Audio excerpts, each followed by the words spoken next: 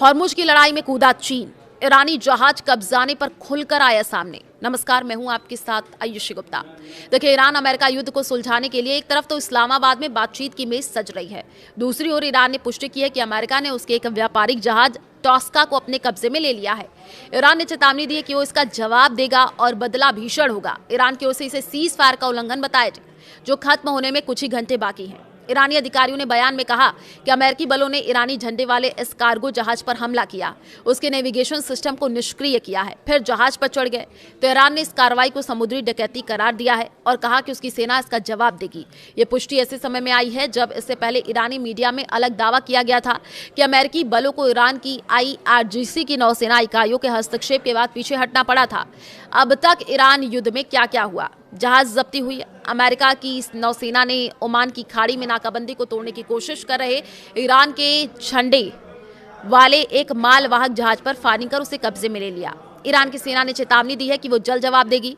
पाकिस्तान में वार्ता। White house के मुताबिक उपराष्ट्रपति JD वेंस और अन्य वरिष्ठ अमेरिकी अधिकारी आने वाले दिनों में पाकिस्तान जाकर ईरान के साथ शांति वार्ता का नया दौर करेंगे। हालांकि हॉर्मुज को लेकर के तनाव के बीच बातचीत की स्थिति स्पष्ट नहीं है।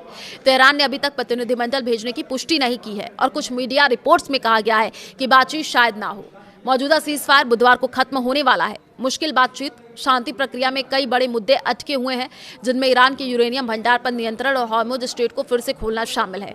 इस बीच तेल की कीमतें बढ़ गई हैं। ब्रेंट और अमेरिका कच्चा तेल दोनों में लगभग 7% की तेजी आई है। चीन भी सामने आ चुका है। चीन ने ईरानी जहाज कब्जाने पर अपनी प्रतिक्रिया दी है। उसने कहा कि वो अमेरिका के इस कदम से चिंतित है।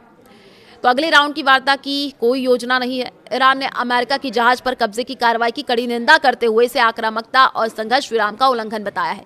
ईरान ने ईरानी वाणिज्यिक जहाज पर अमेरिकी हमले की कड़ी निंदा करते हुए इसे आक्रामकता की कार्रवाई बताया है।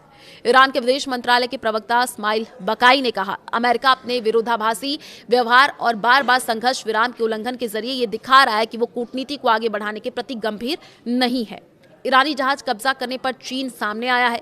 ईरानी जहाज को रोकने पर चीन ने चिंता जताई है। चीन ने कहा कि वह अमेरिका की ओर से ईरानी जहाज को रोकने और जब्त करने को लेकर के चिंतित है। आपको बता दें कि अमेरिका ने उसे नाकेबंदी तोड़ करके आने वाले जहाज को अपने कब्जे में ले लिया, जिसके बाद दोनों देशों के बीच तनाव और भी ज्यादा बढ़ गया है। इजराइल ने जारी किया है लेबनान में बफर जोन का नक्शा। इजराइल की सेना ने दक्षिणी लेबनान में एक बफर जोन बनाने का मैप जारी किया। इस नक्शे में लेबनानी इलाके के अंदर कई किलोमीटर तक फैला एक बड़ा इलाका दिखाया गया है, जो लेबनान के भूमध्यसागरीय पानी से लेकर के सीरियाई बॉर्डर के पास माउंट हरमोन इलाके तक एक लंबी पट्टी की तरफ फैला हुआ है। पीले रंग से दिखाए गए इस बफर जोन को लेकर के इजराइल का दावा है कि वो यहां से अपने सैनिकों को अब वापस नहीं बुलाएगा। इजराइल इसकी तुलना गाजा से कर रहा है और उसकी ये कहना है कि यहाँ हिजबुल्लाह के सदस्य माने जाने वाले किसी भी शख्स को मार डालेगा। अल अरेबिया की रिपोर्ट के मुताबिक फ्रांस की शिपिंग कंपनी CMA ने रविवार को पुष्टि की कि शनिवार को स्ट्रेट ऑफ हॉर्मुज में जिस जहाज पर गोलीबारी हुई वो उसके बेड़े का हिस्सा था। कंपनी ने इसे चेतावनी के तौर पर चलाई गई गोलियां बताया। कहा कि जहाज का पूरा चालक दल सुरक्षित है। वहीं डोनाल्ड ट्रंप ने सोशल मीडिया पर लिखा कि ईरान ने हॉर्मुज स्ट्रेट में फायरिंग कर सीज फायर का उल्लंघन किया। उन्होंने ये भी कहा कि इस घटना में एक फ्रांसीसी और एक ब्रिटिश जहाज भी निशाने पर थे।